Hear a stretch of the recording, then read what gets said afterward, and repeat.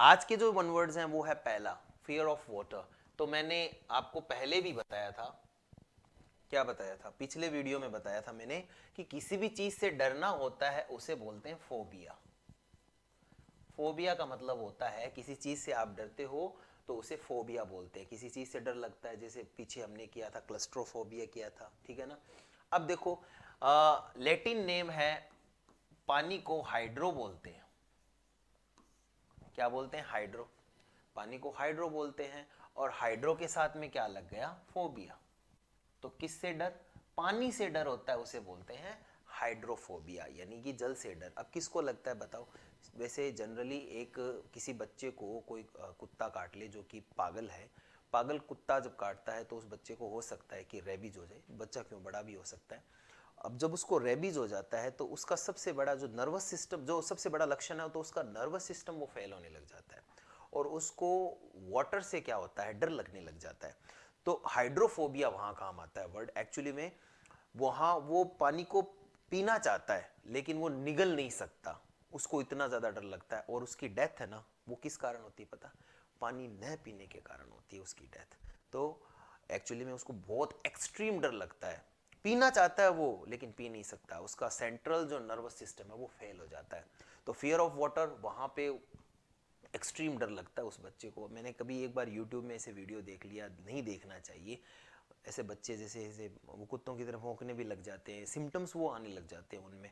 तो जिस बच्चे को भी, जिसको भी कुत्ते ने काटा है तो तुरंत वो क्या लगाएं, इंजेक्शन जरूर लगाएं, है ना। हाइड्रोफोबिया ये बहुत ही ऐसी है। अब घर वाले कर भी क्या सकते हैं ऐसी परिस्थिति में?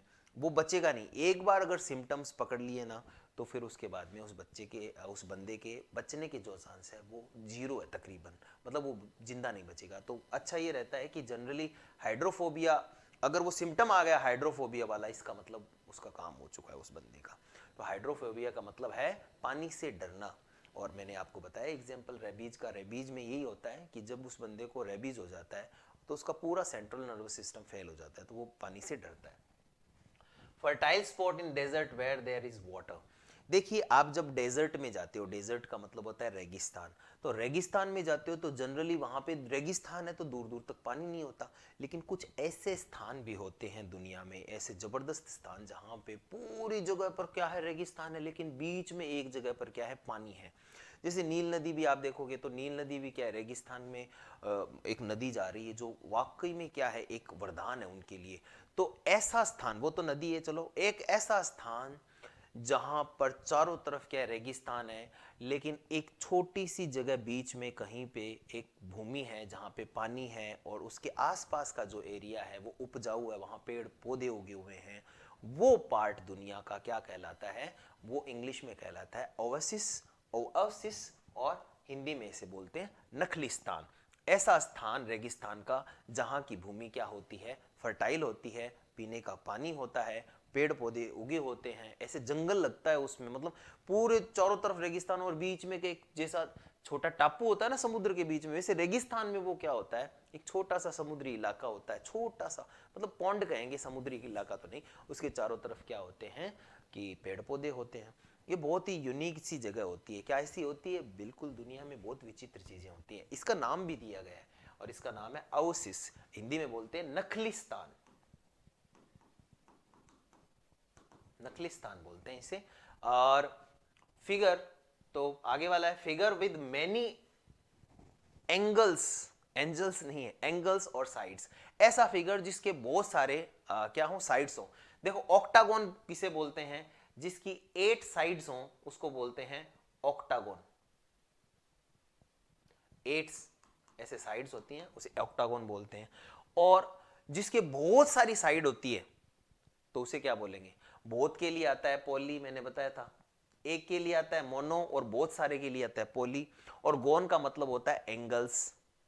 तो किसी एक फिगर है, कोई ऐसी आकृति है जिसके बहुत सारे क्या हैं?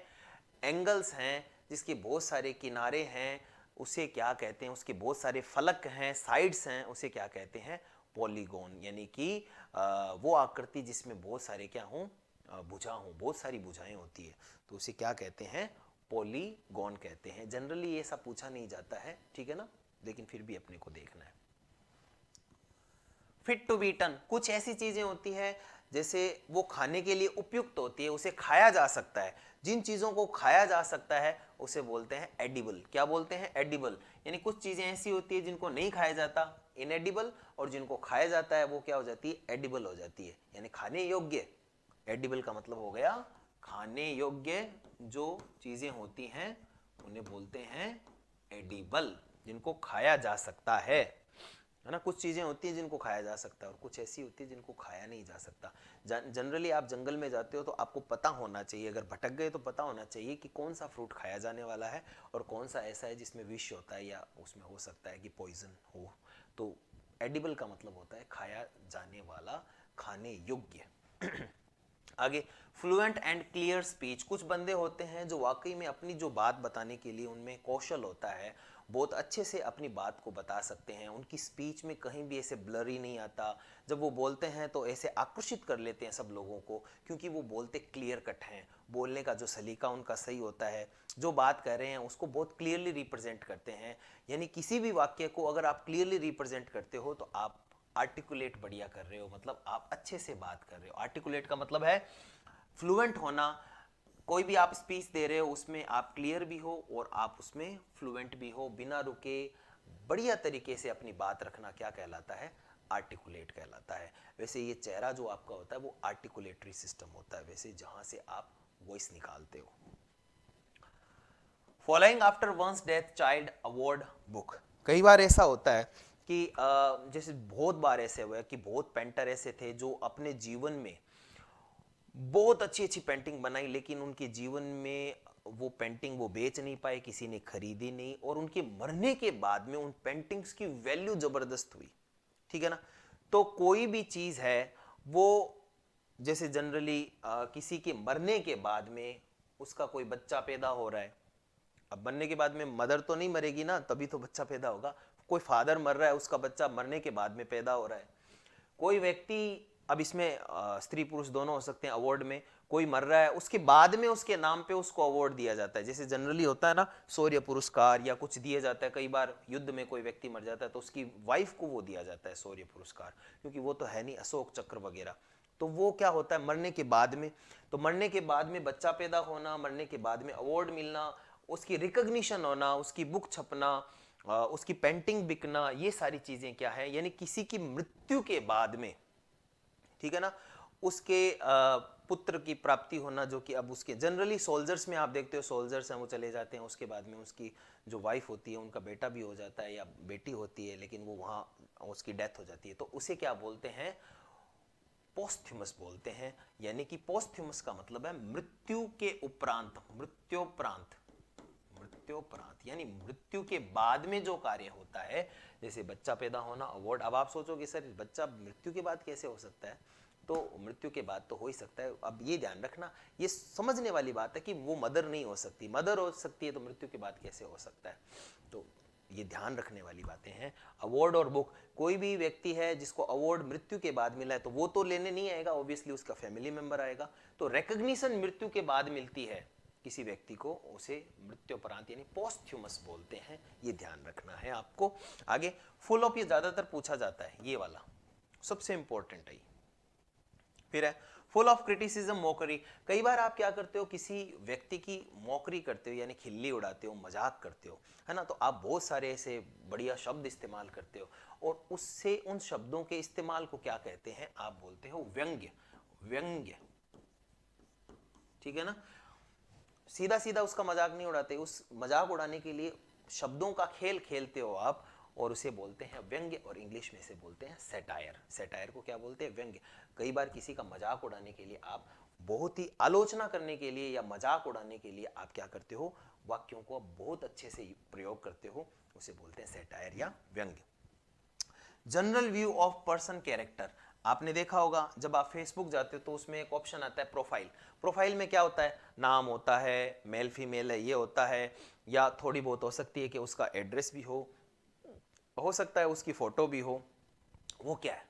वो उसका जनरल वे बता रहा है कि ये बंदा कौन है और इस बंदे का मतलब जनरल आउटपुट हो जाता है उसके अंदर, छोटा सा एक बायोडाटा कि ये बंदा जो है उसका नाम क्या है, मेल फीमेल क्या है, मतलब जेंडर क्या है उसका, उसके बाद में उसकी फोटो देख भी सकते हो वहाँ पे आप, और हल्का बहुत बायोडाटा उसमें चला जाता है कि फादर का नाम, या हो सकता है उसमें किसी प्रकार की साइन भी हो, जैसे लियो है या पीसीज है, क्या है वो।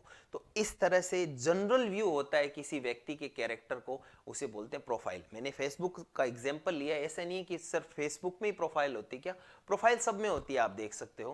प्रोफाइल आपके व्हाट्सएप में भी है। प्रोफाइल का मतलब वहां पे जाओगे तो आपको फोटो दिखाई देगी और उसके नाम दिखाई देगा और उसका एक व्यू दिखाई देगा कि क्या चाहता है वो, उसका लैंग्वेज। तो वो एक जनरल सा कैरेक्टर हो जाता है, आप कैरेक्टराइज कर देते हो कि ये बंदा है क्या एक्चुअल में, ये बंदा है कौन, शक्ल से और थोड़ा नाम पता चल जाता है। तो जनरल व्यू स्पेसिफिक नहीं होता, वो तो बायोडाटा में होता है। तो general view of person character वो किस में आता है, प्रोफाइल में आता है। Government by ruler who has unlimited power. कई बार आपने देखा होगा कि पुराने समय में ही देखा होगा जनरली, अभी तो नहीं, या तो अभी तो किंग जोंग जोंग वो नाम है उसका, दक्षिणी कोरिया उत्तरी कोरिया का जो राजा है, उसी को देखा होगा। वो एक्चुअल में क्या होते हैं, वो ऐसे शासक होते हैं जो किसी से नहीं डरते। मतलब वो शासक जो राजा का बेटा है, उसके पास में कितनी पावर होगी, वो चाहे वो कर सकता है, राजा का बेटा है वो। तो पावर का कोई बंटवारा नहीं होता, एक्सट्रीम एक ही बंदे के पास पावर होता है। तो ऐसी गवर्नमेंट जिसमें एक ही व्यक्ति क्या करता है, पूरी गवर्नमेंट को चलाता है ना, पूरी गवर्नमेंट को एक ही व्यक्ति चलाता है, उसे क्या बोलते हैं, उसे बोलते हैं ऑटोक्रेसी, निरंकुश शासन। अब निरंकुश का मतलब उस पर कोई अंकुश नहीं है। जैसे अपने जनरली क्या होता है, डेमोक्रेसी होता है। डेमोक्रेसी में मतलब जनता है वो क्या करती है, चुनाव करती है।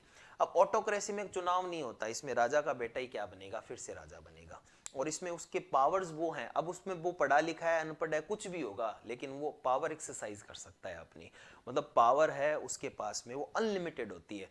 चाहे उसको बीच चौराहे पे मरवा सकता है, कोई उससे क्वेश्चन पूछने वाला नहीं होता है। हालांकि आगे चल के विद्रोह तो होते ही हैं, लेकिन उसके पास पावर बहुत होते हैं। तो किंग किंग जोंग शायद ऐसा नाम है उसका, तो वो भी क्या है, एक ऑटोक्रेटिक है। अगर मान लीजिए उसकी बात नहीं मानी जाती है तो वो कुछ भी करवा सकता है। तो निरंकुश शासन को क्या बोलते हैं, ऐसा शासन जिसमें एक ही व्यक्ति होता है और उस पर पावर पे कोई लगाम नहीं होता, वो जैसे चाहे अपनी पावर को एक्सरसाइज कर सके, उसे बोलते हैं ऑटोक्रेसी यानी निरंकुश शासन।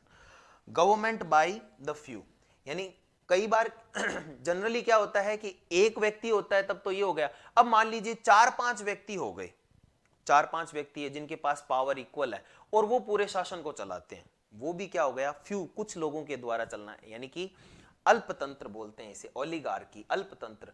अल्पतंत्र का मतलब हो गया कि कुछ ही लोग क्या कर रहे हैं, पूरे शासन को चला रहे हैं। तो ऑटोक्रेटिक में क्या हो गया, ऑटोक्रेसी में यह हो गया कि एक ही व्यक्ति है वो पूरे शासन को, गवर्नमेंट को चला रहा है। और ओलिगार्की में क्या हो गया कि ये तंत्र तो वो ये गवर्नमेंट है, लेकिन इसमें कुछ ही लोग चला रहे हैं। अब ये दोनों ही सक्सेसफुल नहीं होती। अल्पतंत्र में भी वो क्या कहते हैं, एक तरीके से निरंकुश हो सकते हैं, और ऑटोक्रेटिक में तो वो एक ही बंदा होता है, निरंकुश ही होता है। अब जनता के द्वारा चुना जाता है, उसे क्या कहते हैं, उसे बोलते हैं डेमोक्रेसी। तो ये ध्यान रखने वाली है कुछ चीजें जिसमें आपको ज्यादातर क्वेश्चन पूछे जाते हैं। तो पानी से किसी को डर लगता है तो फोबिया मतलब डरना, और हाइड्रो मतलब पानी, पानी से डरना क्या हो जाएगा, हाइड्रोफोबिया। कई बार आप जाते हो रेगिस्तान में, तो रेगिस्तान में आपको क्या दिखाई देते हैं, कुछ ऐसे पॉन्ड दिखाई देते हैं, तालाब दिखाई देते हैं जिसमें पानी, और चारों तरफ की भूमि, उसके तालाब के सराउंडिंग जो भूमि होती है वो क्या होती है, जनरली फर्टाइल होती है। उस पार्ट को बोलते हैं ओवसिस, नखलिस्तान, ऐसे पार्ट भी होते हैं। बहुत बहुभुज, यानी कि किसी भी एक आकृति है जिसकी बहुत सारी भुजाएं हैं, उसे क्या कहते हैं, उसे बोलते हैं पॉलीगॉन, और हिंदी में बोलते हैं बहुभुज। कई बार कुछ चीजें खाने वाली होती हैं, कुछ चीजें नहीं खाने वाली होती है। खाने योग्य जो चीजें होती है, जिसको खाया जा सकता है, खाने के लिए बना है, जिससे कोई नुकसान नहीं होता, उसे बोलते हैं खाने योग्य, यानी इंग्लिश में एडिबल। और इनएडिबल मतलब जिसको खाया नहीं जा सकता। कुछ व्यक्ति होते हैं जो अपनी बात को क्लियरली बता सकते हैं, अपनी स्पीच में मतलब देने में फ्लुएंट होते हैं, वो हाजिर जवाबी होते हैं, तो वो बोलने में बहुत अच्छे होते हैं, उसे बोलते हैं आर्टिकुलेट, यानी वाचाल, बोलने में बहुत बढ़िया। कई बार कोई व्यक्ति है, उसकी डेथ हो जाती है, उसके बाद में उसकी बुक पब्लिश होती है, उसके बाद में उसको अवार्ड मिलता है, या उसके बाद में उसके पुत्र रत्न की प्राप्ति होती है या पुत्री रत्न की प्राप्ति होती है, उसे क्या बोलते हैं? उसे बोलते हैं पोस्चुमस। पोस्चुमस मतलब मरणोपरांत, मरणोपरांत, है ना। हिंदी में थोड़ा हाथ मेरा कमजोरी है। अच्छा, किसी व्यक्ति पे कई बार क्या किए जाते हैं? सटायर का मतलब हो गया उसके पे व्यंग किए जाते हैं। सीधा नहीं बोला जाता, थोड़ा सा शब्दों को बढ़िया यूज करके उसके ऊपर ऐसे सटायर यानी क्रिटिसाइज किया जाता है। तो इसी क्रिटिसिज्म में मॉकरी होती है, उसका मजाक बनाया जाता है। ये क्या कहलाता है? व्यंग या सटायर। प्रोफाइल, प्रोफाइल का मतलब है किसी व्यक्ति का जनरल ओवरव्यू कि ये व्यक्ति क्या है, कहाँ रहता है, मतलब फोटो देखकर ऐसे पता लगाना, एक जनरल सा ऐसे खाका तैयार करना, उसे कहते हैं प्रोफाइल। ऑटोक्रेसी एक ऐसा शासन जिसमें गवर्नमेंट एक ही व्यक्ति चलाता है, जनरली राजा का बेटा, राजा फिर से बन जाता है और वो ही पूरे तंत्र को चलाता है, तो वो क्या होता है? निरंकुश होता है, उसे बोलते हैं ऑटोक्रेसी, निरंकुश शासन। और कई बार ऐसा होता है कि कुछ अल्प, जैसे बहुत पैसे वाले लोग हैं, वो मिलकर ही शासन को चलाते हैं, तो फ्यू के द्वारा यानी कुछ लोगों के द्वारा जो तंत्र चलाया जाता है, गवर्नमेंट चलाई जाती है, उसे ओलिगार्की बोलते हैं, अल्पतंत्र। और इसमें सबसे बढ़िया क्या होता है? न तो ऑटोक्रेसी होता है, न ओलिगार्की होता है, बल्कि डेमोक्रेसी होना वो सबसे इंपॉर्टेंट होता है, क्योंकि उसमें क्या है, जनता के बारे में सोचा जाता है। इसमें तो सब अपना ही सोचा जाता है। तो ये हो गए आज के 1 वर्ड्स।